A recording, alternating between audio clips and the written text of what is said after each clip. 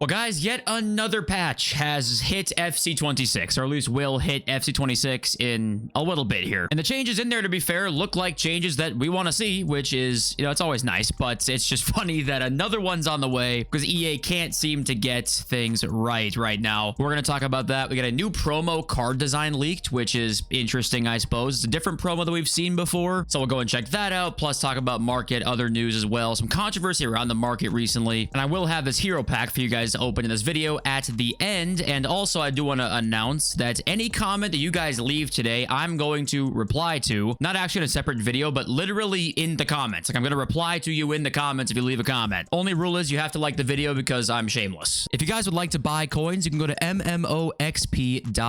There will be a link in the top of the description. They're the safest and the cheapest option, and you can use my code JFC at checkout for an 8% discount. But thank you all for watching and being here. Let's get started with some of the content that came out. So the gauntlet came out today, and one of the big things with the gauntlet was that there are no win objectives. It's just all score, and that was it here. Besides, like, the play 12, but besides that, it was just strictly just score goals, and there weren't any win objectives except for the bonus, right? It was just the bonus here, an 83 by 10 bonus for winning some games, 85 to 89, 85 to 87, and 83-10 here. So people were pretty happy with how they're doing this, and this kind of relates to the new patch in a way, because I was seeing a lot of people talk about how this is what we requested. Like, we wanted EA to implement more gauntlet stuff where it wasn't all win requirements, not just gauntlet stuff, just kind of all encompassing requirements in all modes, like not as much winning needed all the time. And EA have responded to that here and changed some of those things, right? But this relates to the patch because that's kind of what the patches have been as well, for the most part, right? And that's the key, is that it's for the most part. Some things have been randomly changed that nobody asked for, and then some of the stuff has been very much requested by us. Yet people are not very happy with the gameplay right now. So they fixed some things that we wanted, some things we didn't, but mostly kind of what we sort of wanted. And now we're not happy with the gameplay again. So what happened here? That's what I want to talk about with this new patch. So we have a new patch coming up here. Let's read the patch notes kind of somewhat thoroughly. You've probably seen people talk about this already in different videos. So we'll show everything, but the only things we'll go through really thoroughly are these gameplay changes. So let's start off with this. So first of all here, the rainbow flick volleys outside the box have apparently been fixed again. This has been like the 7th time these have popped up in patch notes in the last 2 years. So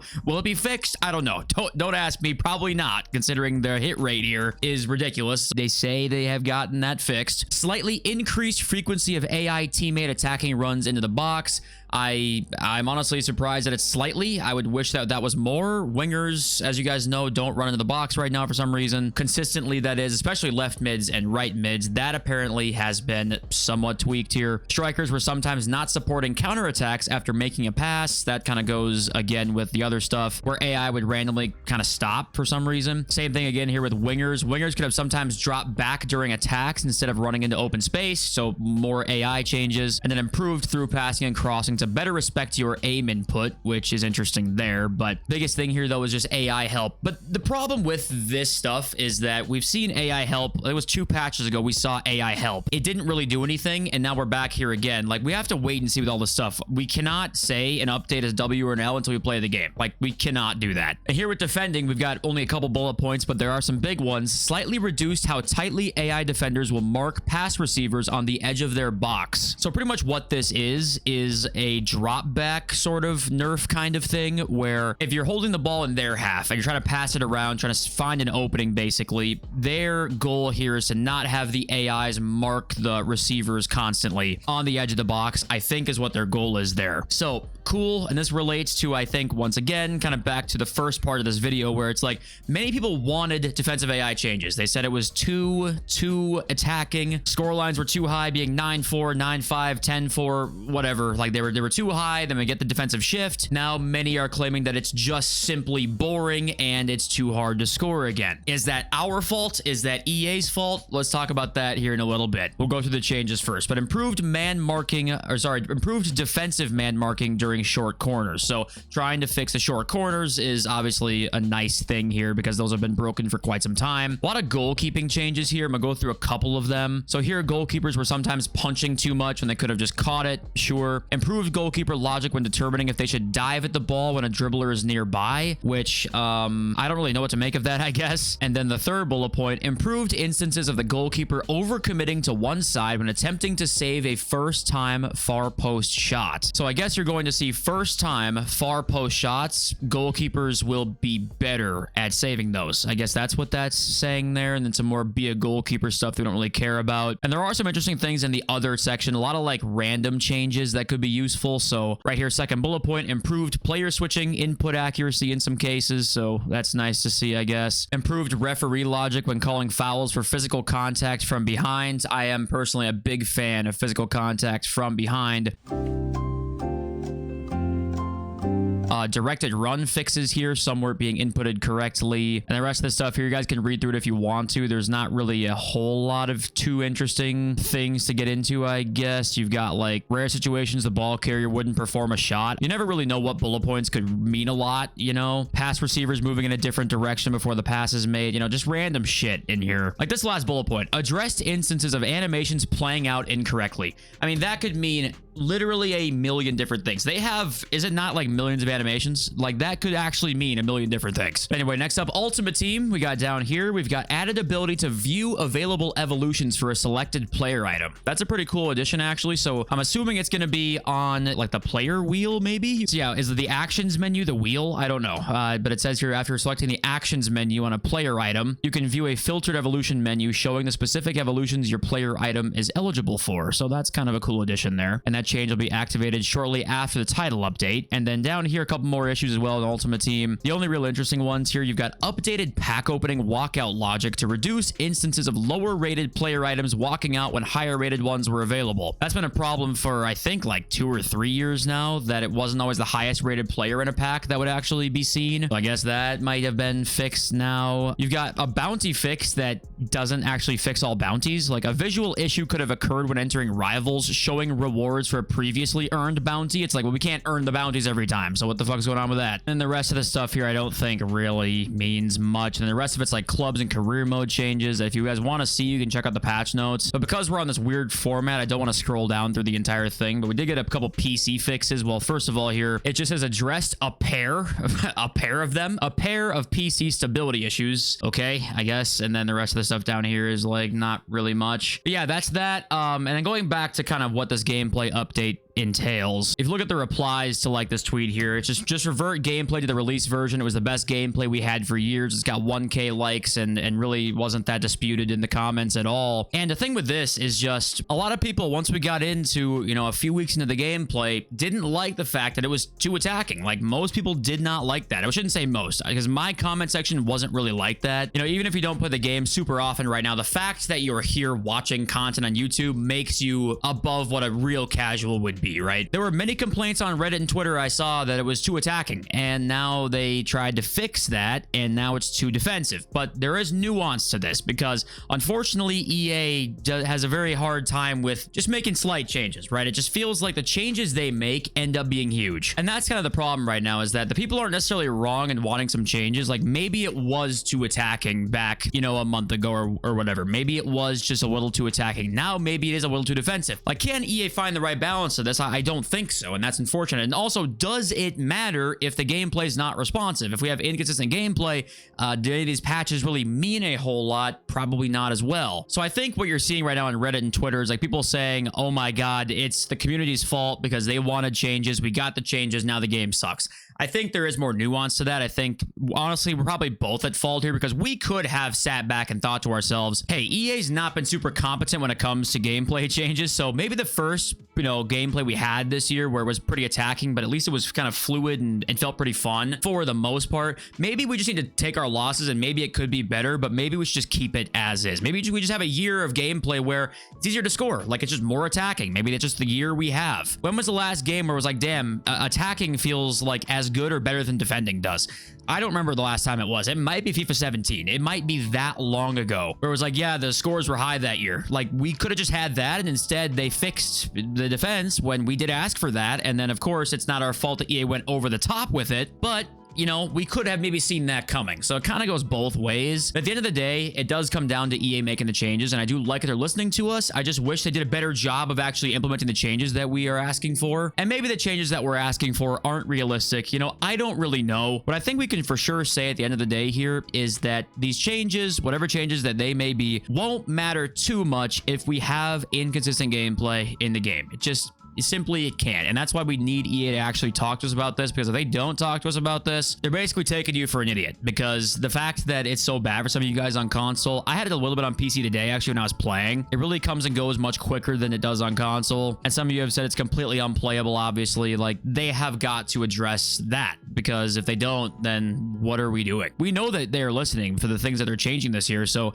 they're just gonna ignore that. Like, we know they see that. But anyway, let me know what you guys think in the comments. Of course, I'm gonna be replying to all of them. Let's talk about this Festival of Football Captains official card design here. We saw a pack leak that was like maybe 4, 5, 6 days ago that said Festival of Football Captains design, or sorry, it said Festival of Football Captains guarantee. So we were like, is that a promo of some kind? It looks like it's gonna be official card design right here, and it looks pretty awesome. I'm assuming it's gonna be some sort of Captains themed promo. Obviously, I don't even know why I said that. We have a week of prime time, and then we also have, after that, maybe that'll be the Black Friday promo, right? You could say. So maybe that's what this is gonna be. And no Thunderstruck, maybe? I don't know. I don't really know what to make of it. And AC does say here, do you remember the Captains promo from FIFA 22, which was this one here, if you guys want to go see this promo squad? Throwback Thursday, it looks like this. So you got Di Natale in there, Milito, Dempsey, and then they had Marco Royce. Ben Yedder was in there, Lorenzo Insigne, Freddie Ljungberg, and down here, Mark Noble was in the team. That's awesome. Mark Noble and Quagliarella in there is pretty awesome. Hector, Lloris. This is team 1. Where's team 2 at? It was right here. There was a Lacazette, Key, Nabiti Pele in there, Joe Cole, Cordoba, Marcelo. Wow, Marcelo was on the team. Busquets was in there. Anyway, a little throwback to this promo. It was released in April, so it's not like in the same time period at all. I'm gonna go back to the leaks and news here in one sec, but I did see this McKelmay tweet that I thought was interesting. So he says, you know, I'm starting to think EA can't win no matter what. He doesn't want to defend EA, but the gameplay has become so intricate, it's impossible to appease the masses all at once. You had people complaining that you could dribble too well, something I never thought that I would see. I think that is true. I think that one of the problems here, again, though, is that we did ask for the dribbling to stay the same, but defending to get maybe a little bit better.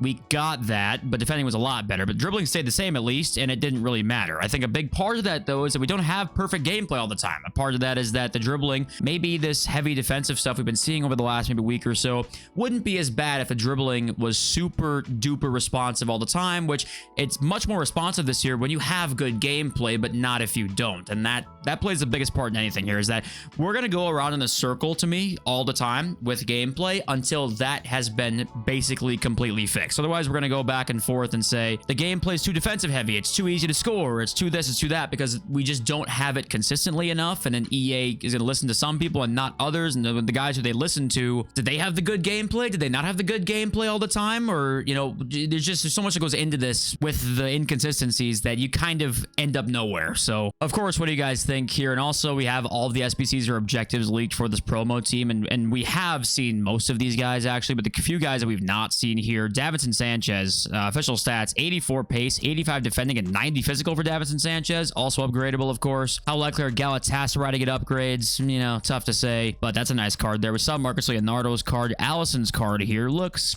fine. You know, Yeremy Pino, we're kind of still waiting for, and he looks like the best one, probably, that we have not seen yet. Then Zalazar here looks like a pretty solid Braga card. And I don't think we've seen Sorensen yet, and I think that's it. But yeah, okay, a couple more cards coming here soon. And next up, we got another Mateus Gamer 2K tweet, which, you know, it's pretty crazy we're still seeing these. I think it's been 2.5 years since the first initial rumors of a 2K football game were swirling around, right? And we thought, okay, maybe it'll be like in a couple years, and then a year it gets announced or something like that, and then 2 or 3 years the game comes out. We're 2.5 years later, and there's been no official confirmation this game's coming out at all, let alone any type of release. I mean, there's literally no proof that this game's even being made. But we do know from 2K Sports Lab that there is something big being made. That's not a rumor, that's a thing. And Mateus Gamer says 2K continues to hire people from EA. The project remains a secret, but has the scope of being one of 2K's biggest sports games. The game is being built on Unreal Engine 5 and has the premise of being simulation and realistic. So Mateus Gamer is very reliable when it comes to this stuff, and he basically is like once again saying that he thinks it's gonna happen. Down here, he replies to somebody, and EA is launching open world to loosen space for 2K. He replies and says, I believe that 2K will try to bring The City to their football game. It would be an interesting battle since Konami stopped competing against EA in the consoles / PC. So he still thinks that it's going to happen, and also possibly that the reason we're seeing an open world mode is because they know 2K, when it comes out, will have an open world, just like it has in NBA 2K, right? That's been there for many years now. You know, it's still like, this is still being tweeted out by somebody who knows shit, like it has a really good chance of happening. If not, I believe this is going to happen. So just keep that in mind here as we get towards the summer. The dream isn't dead, that this could actually happen still. Let's talk about the market next year. So this FUTSpy tweet was one of the things I just saw relating to the market. It says, it's quite concerning that we are 7 weeks into the game, and the quote of FC26 that we will remember the most: in FC26, your team won't lose value like previous years. But it has been further from the truth. Really feel for those who only rely on gameplay to make coins obliterated. And this quote here came from FUT Economist, I think on one of the live streams where he said this. And the problem, well, yes, well, making guarantees like this, you are setting yourself up for failure. Like, you know, it's going to probably come back and bite you in the ass if you make guarantees. But the biggest problem with this is that Evolutions, I think their plan was to not make them quite as good this year. And that way the market stays a little healthier for longer, which the market really was staying healthier for longer. But the biggest change was that Evolutions got better. And now we have Evolutions that can fit in our teams and are worth using and trying. Once that happens, the market is going to go down. Like, there is no world where Evolutions are good and the market is high. It cannot happen unless you implement literally, like, the gauntlet would be 10 rounds long with insane rewards. In that case, sure, you need different cards all the time.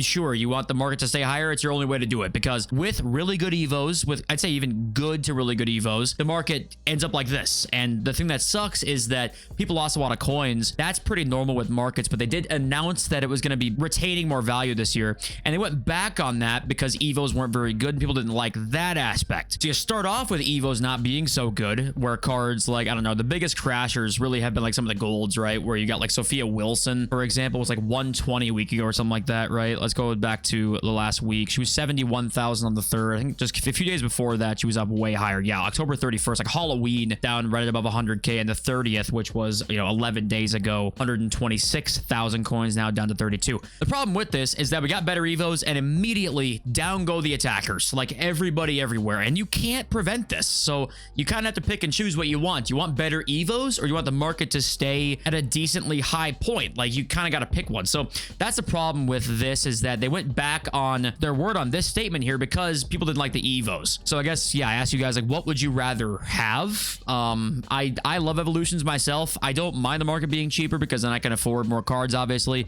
They did make Rivals and Champs rewards better, more coin injection. Maybe the market does go up more as like time goes on here, but even with all of that, the market's gone down a lot. I just think the gameplay demand has gone down a bit over the last couple weeks with all of the delay stuff. And we get into November, and less people kind of play Rivals every week and Champs every weekend like they do for the first maybe month or so of the game coming out. The best way for you to make coins this year is to not lose them, because your buying power, when you have 800,000 coins, you keep that, goes up the entire year. The market doesn't go up like it used to, where it's like, oh my god, this card a month ago was 200K, now he's 450. Like, that just, it does not happen anymore. It hasn't happened for years. It sounds obvious, but the best thing to do now, if for somebody who does not really trade much and you want to keep your coins, is to not buy cards. Literally, all you got to do is use untradeable cards, use cheaper cards that are not very expensive. Like, for example, I don't know, let's go find somebody here. Rui Costa, 39K. This Quadrado, 23K. Yeah, throw him in there. If you need a right back, like, you know, throw Quadrado in. You're not going to lose coins on Quadrado. These kinds of cards here, we're looking at the trends, by the way. You know, these kinds of cards here that are around like the 25K mark, those are the cards you want to buy. There's going to be really good cards at the 25K mark all year that you can use. Because the amount of coins that people are going to lose by, let's just go and say gold Vinicius, right? The amount of coins people will lose on buying these kinds of cards, like, is so insane. Just check the last few days. I know obviously the market's been going down a lot the last few days, but he was 625 on November 8th. That's 3 days ago. At some point in this year, the next month, Vinny will be 250.